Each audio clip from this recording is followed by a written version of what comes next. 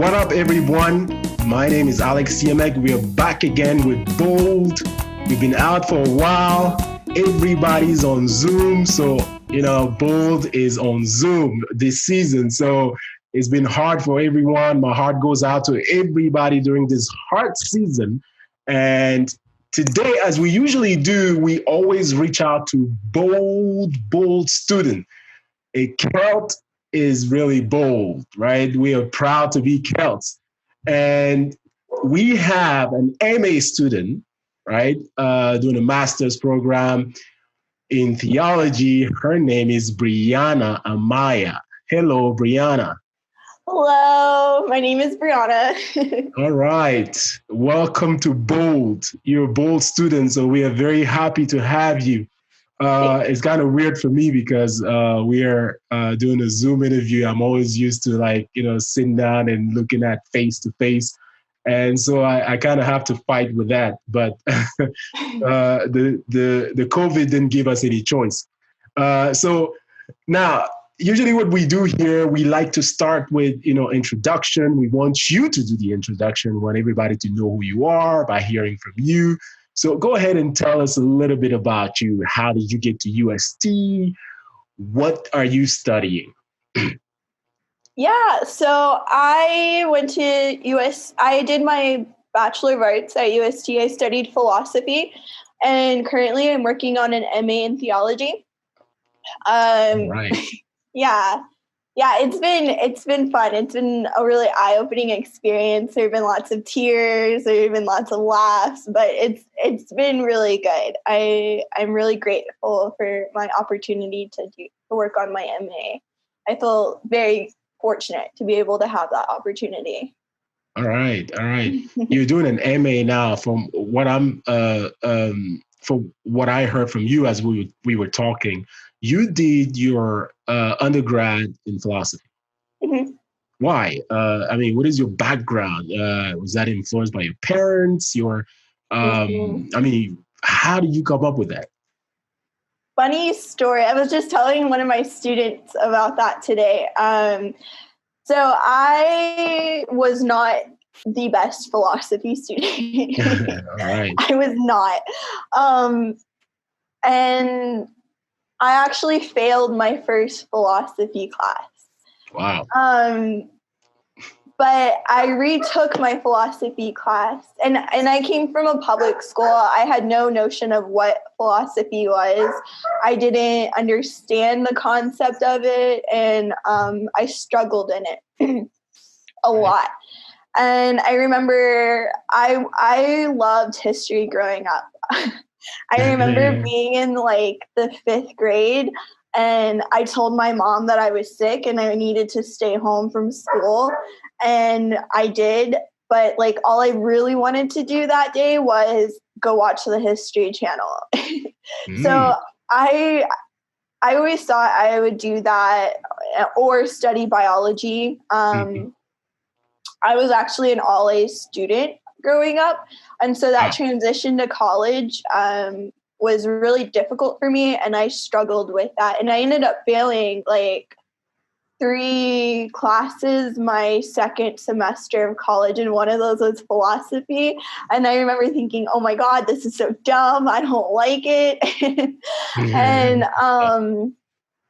but I had to take a second class, right? We have to take ethics. It's a part of the degree plan.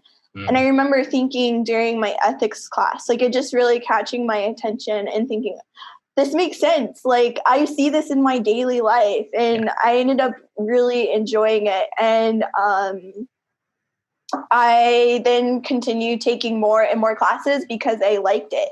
And it was because of that I ended up studying philosophy, just simply because I enjoyed it and I liked it. And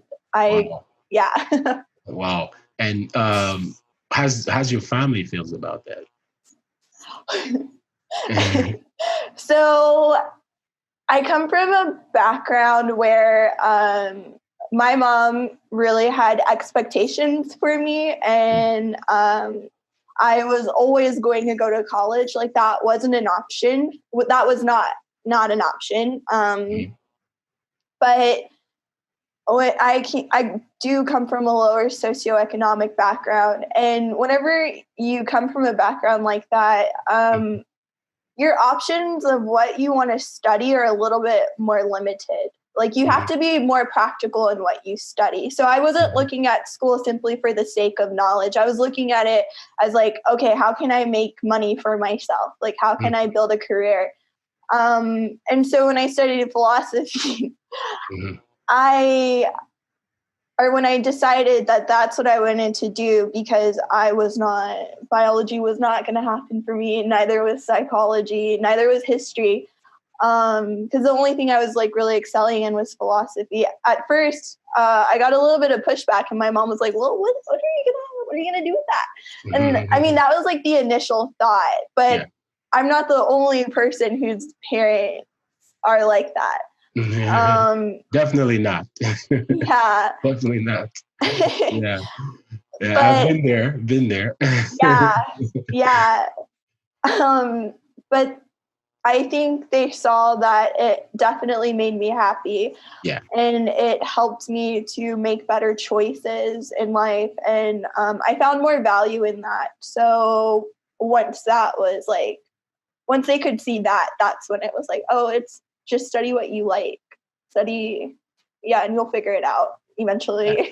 Yeah. No, it's all good. And now you're doing an MA, master's in theology. So you did your undergrad in philosophy. Now you're doing a master in theology.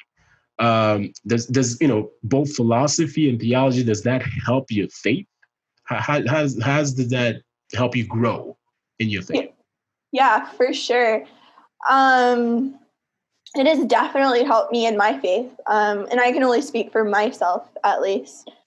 I remember early in college, I was really asking those questions of like, do you even exist, God? I definitely grew up in a family where God was like, church was a must. We were always going to go to church. And I actually had a really deep relationship with God. Like my faith was pretty strong at that time. And then once I started at college, my faith definitely staggered a little bit.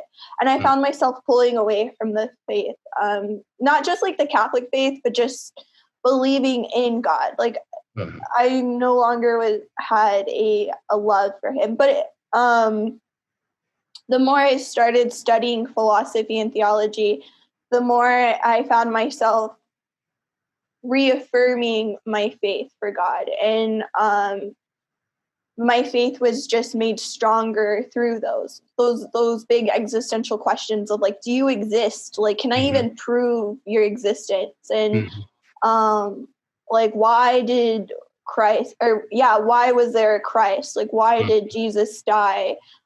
Those were definitely answered. And that's what I needed at that time in my life. And so it definitely helped me in my faith. Wow, that's wonderful. So what are you planning to do after, your master in theology? Are you, I'm not going to say you want to be a nun, of course not. Good question. So what is your, in term of career? Because you talked about something really interesting, is that but a lot of people don't talk about that, is that, for a lot of people, school is career, but you also talked about knowledge, which is actually the number one thing. And, so for a young person to go in and think of knowledge is not the first thing in their mind. The first thing is career, right? I want to make money. I'm going to college because I want to make money. So but you consider that. So now talking about your career, what do you want to do? Good question. So currently I am a middle school teacher and I absolutely love it. I absolutely love it. And I love my students. I love my co-teachers. I love my principal. Like, I think it's so great. But before I started teaching, I really wanted to be an attorney and I wanted to pursue law school. So that's not off the table completely. I don't know. I'm so young. No, it's fine. At least you're doing something. And I don't want to not try to be an attorney. Like that was something that I wanted to do for a long time, and I've worked really hard at that. So it's not off the table. Wow. No, that's good. That's good. As long as you have the energy and the love of studying, you can definitely go ahead and do what you have to do. Yeah, but it's good. Teacher is always good. So let's talk about the Not Born to Hate project. Right. I heard about that. Sound really good. It's going to sound better coming from you. So tell us about that. Oh my God, I'm so excited. I can't wait for this. It's been such a learning experience. Being a part of this and working with a team on this, it's been wonderful, and hearing different perspectives, it's been great. So Not Born to Hate is a 3-part video series. The first part is, so the idea behind it is to create a dialogue on race, racism, and culture in the US. And the first part of it is a student panel. We actually just recorded it, and we had 5 students who are from all different faith backgrounds, not just faith backgrounds, but we have different ethnicities. And we wanted to make that panel as diverse as we possibly could. And we don't just have University of St. Thomas students. We have U of H student and a student from Xavier University, which is an HBCU in Louisiana. So I think it's wonderful to get these different perspectives. And we asked them questions about, what was it like growing up in America? What was that like for you and your relative experience? And we asked some questions about that and their life experience. The idea behind that was to create a dialogue on the different American experience. The second part of the series is an educational component. We have a few different professors and a deacon talking about the psychological aspect of racism and race and culture. We have a history professor talking about how race and all of it has manifested throughout history. We have a professor, she's wonderful, and she is discussing race and racial bias within the educational system. And the idea is to show how it has manifested in various ways that racism can manifest in society.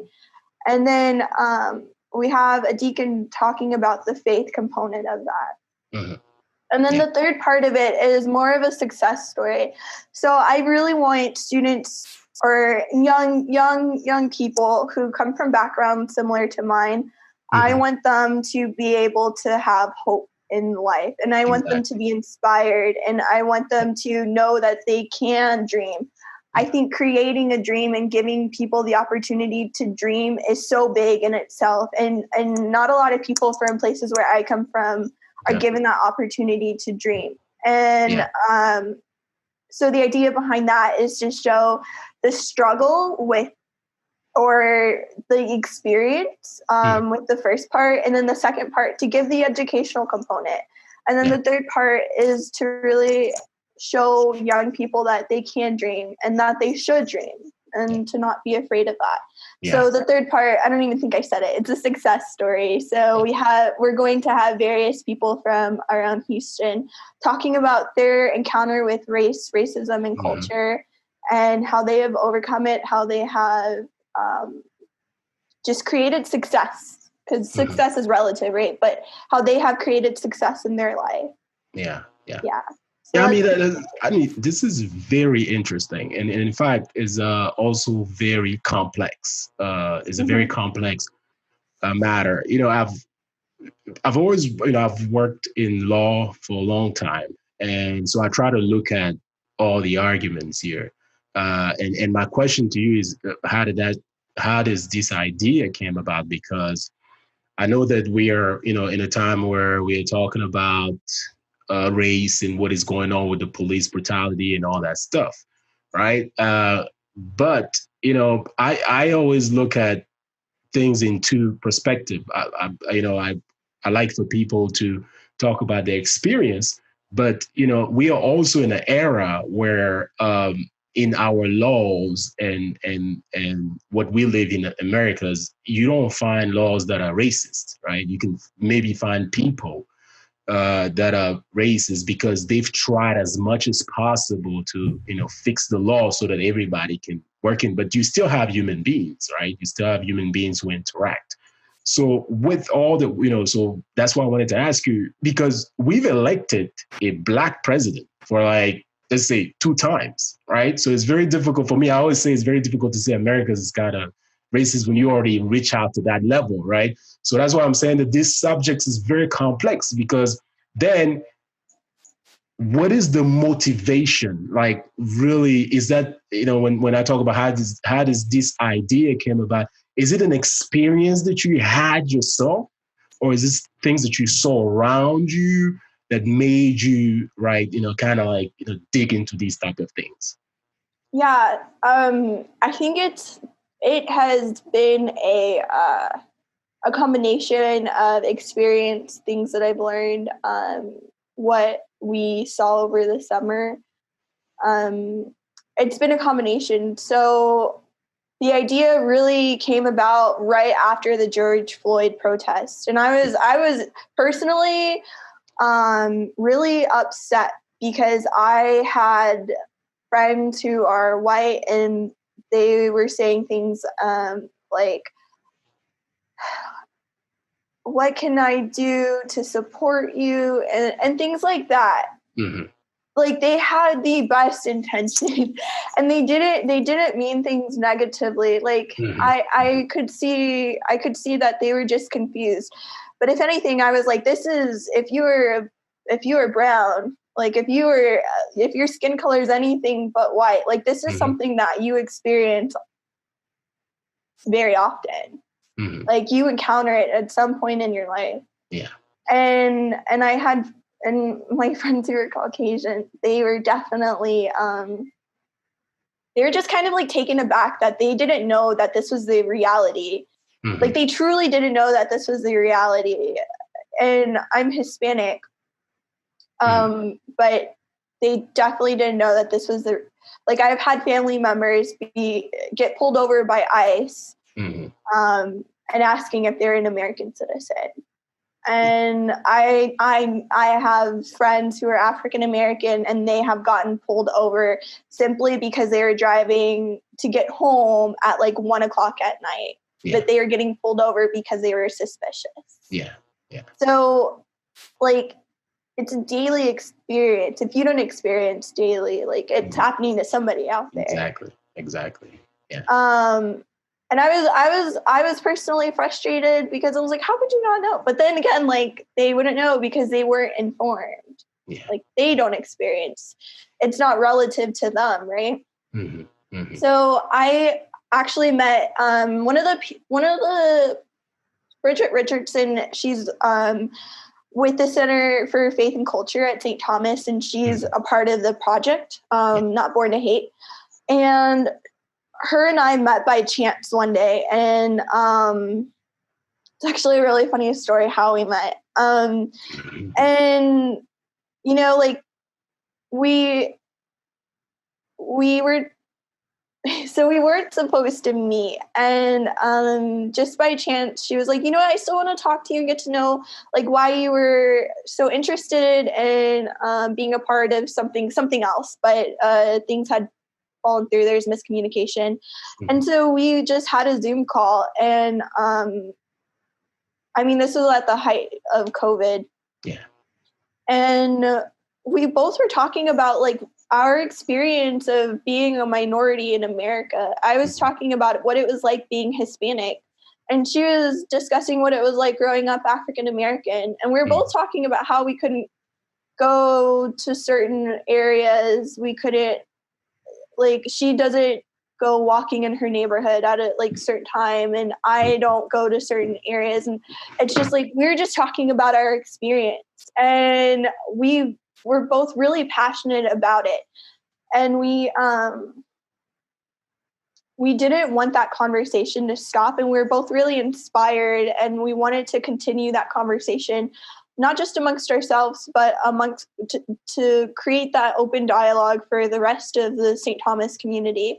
Mm-hmm. And we said, okay, well, we were both really inspired, and we were like, okay, let's come up with ideas, and let's see what we can do. Let's see what we can work on. And we just sat on it. And then I am an old lady, and I like to go walking and hiking, and I spend a lot of that time thinking. I call that time my thinking time. Mm-hmm. And so I was walking every day during COVID. I mean, like I was safe about it, but I was walking every day, and this idea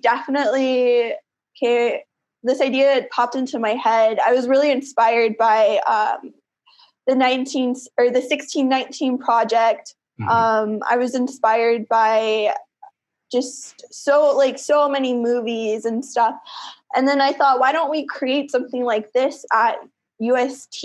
Like, why don't we create a dialogue like this? Because I could see how certain movies and certain podcasts were.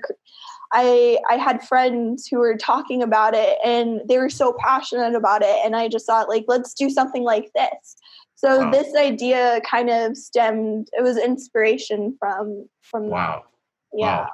I mean, that's deep. Yes. Getting into this project, and I know it seemed like it's really the right time because of the George Floyd and everybody else who died. But one thing that I always like to tell people is that you have to really, when we address these issues, there are two ways that is going to happen. So you have the emotional part of the issue. You see George Floyd and what happened to him, so we all get emotional. And we've seen a man dying in the eyes of everybody, right? But and then you also have to look at the reasoning argument, which means when you finish dealing with what we saw, right? Now we have to get answers. People have to, somebody has to pay for what happened, right? When you get to court. So on the street, everybody will scream out racism, right? But when we get to court, it becomes very difficult to prove that. You see, I mean, I can bet you that the plaintiff, right, George Floyd attorney, is not gonna argue on racism. He's gonna argue on police brutality, because it becomes very difficult for you to say, hey, this man killed him because of his race. That reality needs to take place in our conversation. Now that you are getting into that, you really need to because all these people who are getting shot, when it comes to all these people who are complaining, right? Sorry, I say shot, but I say all these people who are either being abused on the street with police brutality and all that, when they go to court, right? This is when everything changes. That is why sometimes you will see a police officer doing something outside, and then when he gets to court, he's acquitted, because it becomes very difficult to prove these things, right? So in your conversation, so, one of my questions, which is how you are really drawn into this project, right? So in your conversation, right, is it something that you really think that you guys should talk about? Whereas, like, look, I know that there is the emotional part of this, but we have to face reality. This country is built on reasoning, on laws, right? How do we transform this? Because we're talking about it, we're seeing our experience, and we want to change tomorrow. That's why we go to school, to get a certain type of education. How do we transform this into reality now? Right? How do we move out from the emotional part of it and start facing the future, start facing into building a new country? Because it is the generation of those who are in school today, bachelors and all that, are going to build the country of tomorrow. And another thing is that, like you said, you got a lot of white people who are coming to support. It becomes very difficult, right? You don't want to it becomes difficult to walk the line of racism when You have so many white people who are saying, look, we don't know about this, right? We are human beings, and we consider these human beings. Racism really at the time of Rosa Parks and things like that. The generation of today is a little bit different, right? So how do you determine when one is racist and when is not racist, and what is the better argument to have? What is the better fight? And that's what I'm saying. How do you then now put your project together into moving on from the emotional part to the let's get a solution part? I don't know if you understand a little bit where I come from. Yeah, I do.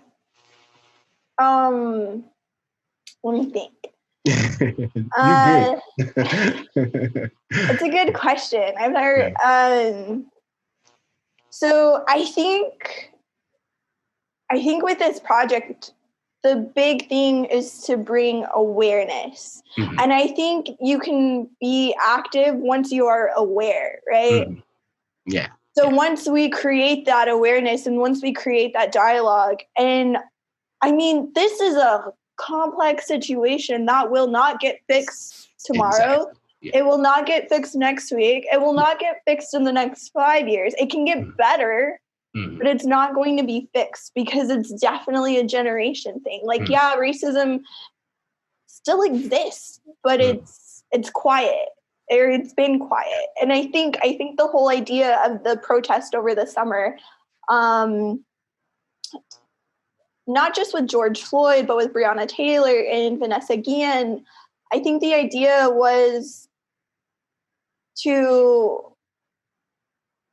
create awareness. Mm-hmm. And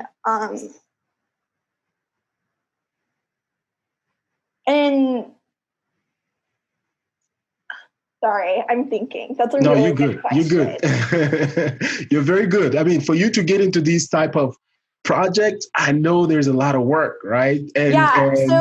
I mean, we're not trying to fix we're not trying to fix the problem, but with it, we're trying to create that dialogue and that awareness and to keep it going. Because once you stop with that dialogue, mm-hmm. once that, like, then how are you bringing that to the attention of your legislators? Yeah.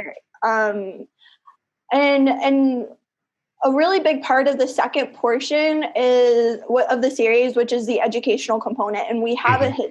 We have our history professor, Dr. Lisa Monday, and mm-hmm. she's talking about the history of racism, how it's manifested into where it is today. Mm-hmm. And I think us knowing our history is so important. Yes. I think definitely. That's so integral to fixing the problem. So that way, one, being an activist starts with you, right? Yeah. It starts with you being aware. And once we know our history, then we can teach others, and then others that teaches others. And it's just, it's a cyclical process. Yeah. So the hope is that the things that we learn, especially from the second component, mm-hmm. can help us. Yes. And yes. Education. Yeah. Education. No, you are very right. Right. The education part. But you know what I love about what you're doing is that you're given an opportunity to talk. Right. Mm-hmm. Is a counseling session. That's really what it is. Right. We're talking about our pain. We're talking about our difficulties as a minority. Right. I would, and one thing you're doing is that you're inviting a diversity of people, which is a beautiful thing because you do want to be very diverse, right? The majority, the minority, everybody kind of talk because it begins with a conversation, right? Mm-hmm. So let me ask you, right? When are we able to watch the first episode? It's a really good question. The end of September. Early this month, you say? End of September. Oh, end of September. Okay. End of September. All right. So I know you talked in detail about it. I was going to ask you again, what can we expect from this series, right? Let me ask you in this way. How many episodes is it? Are you doing it by seasons or how is it? So right now, mm-hmm. it is a 3-part video series. Okay. The first part is the student panel. That's mm-hmm. going to be released at the end of September. The second part is the educational component, and that will be released at the end of October. Okay. And then the third part is the success story. And that'll be released at the end of November. Okay. So it'll just be like a 3-movie type of thing, like a 3. Okay, because I was thinking maybe you kind of divided each part into like series, and then you have like, let's say the first part maybe 5 episodes, and then the second part maybe a number of episodes, and then the third part. That's what I was thinking, right? But you're saying that it's just going to be like a movie, a 3-part movie, right? That's it. Like we're gonna watch it in 3 parts. That's it. Yes, and that's what it is for this semester. Who knows what it'll turn into, but I definitely want to keep that conversation going. I think it's so important to keep talking about it. Yeah. I think that's something that, you know, everyone at the end of the protest, I feel like the dialogue kind of went away, and so yeah. But the dialogue must remain. Yes, you're right. You're right. So I mean, the dialogue will have to be for a long time to heal, right? For a healing process, for, you know, and then to understand from each part. Yeah. So we reached kind of the end of, you know, our, you know, interview. But before we go, we always have this one question, right? We want to ask you, can you give us 3 tips, right? Let me just get this right, because I got it in writing here, so I want to make sure I'm not missing anything. Right? All right. So give us a few tips, right, on how to do mental inventory to help us overcome prejudice in our, you know, in our everyday lives. Right. So what are the 3 important things that you think we need, right, for something like that?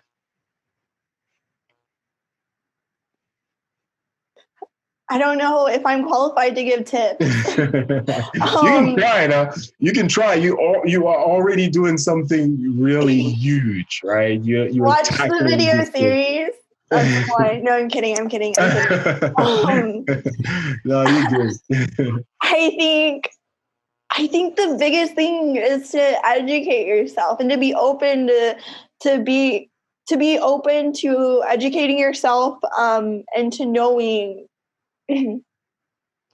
like that it does exist. Yeah. People have gone through it and they are going through it. And to just have an open mind. Yeah. I don't know. Yeah, no. I mean, those are very good. It's very good. It takes a lot of courage to do what you do. You know, I really, you know, encourage you and everyone involved into this discussion. All I'm just saying is that I would love to advise you is that don't stop, right? Don't stop. Keep on talking, right?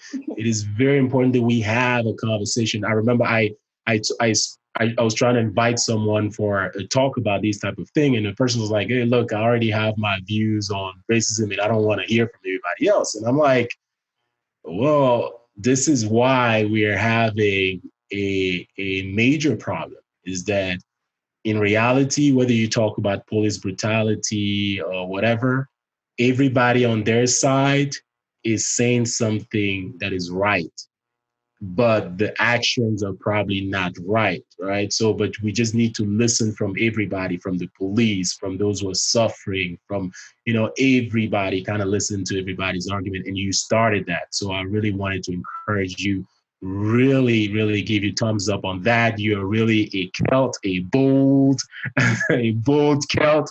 This is really what we do. We interview bold people like you. I can't wait for that series to come out. I'm even more excited than you now that I hadn't heard from you about it. So do you have anything else that you like to say before we finish? No, just watch the series. It's going to be so good. I'm so excited. Most definitely. Hey, one more thing. So where do we watch the series? Would it be on UST website? It'll be on UST's YouTube channel. It'll be all over social media for the Center for Faith and Culture and for campus ministry. It'll be sent out in newsletters, announcements. yeah, we'll put that bad boy out there. It will get out there. Don't you worry. All right. Thank you very much, Brianna Amaya. She is a MA student here at UST, where we have only bold students doing theology, doing big things. Thank you very much. We are happy for having you here on the first episode of Bold after after so many other things happening. So my name is Yemeck. Thank you again, and see you next time.